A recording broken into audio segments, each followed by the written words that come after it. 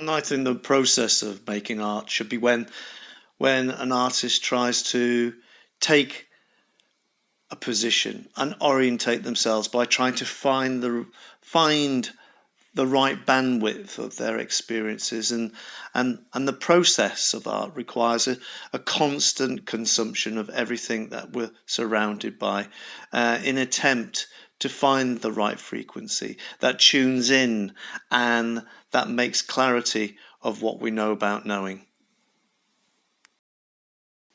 And for me, good art, an art that I like, falls within a frequency of narrativity where artists are able to structure their and communicate their experiences over time and create a narrative that is open and ready for interpretation. And I think that storytelling, and I think that narratives are a way to find order and make coherent sense out of a sequence of events. And we tell stories and we repeat stories with embellishment or exaggeration. And I'm interested in visualizing a sequence of narratives that are open, that can present a moment or repeated moments of personal confirmation. And the narratives that I write predominantly are predominantly written in the first person.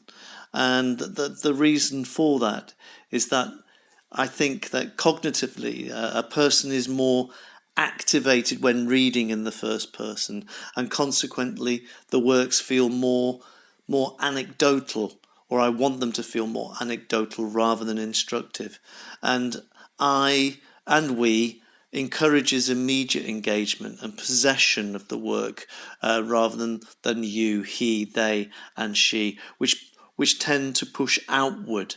I want the works to have a first-person engagement, and I see the works as if that someone's thinking out loud, as though you're eavesdropping on a text. And I like to think that there's a kind of mix of social and inner and private speech, and that the writings appear as a way of shaping and self-guidance or regulation, and the works serve, I suppose, serve as a way of thinking out loud. And I like the way that the works can be read together, and offer conflicting values and experiences and opinions.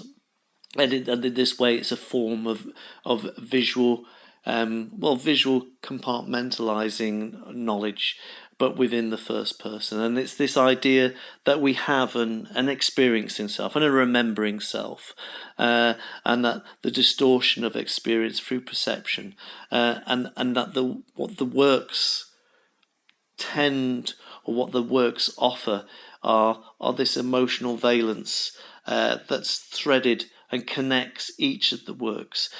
Yeah, this kind of remembering and experiencing self, that this moment when we tend to agree with with the best and the worst moments, and that there's nothing else in between.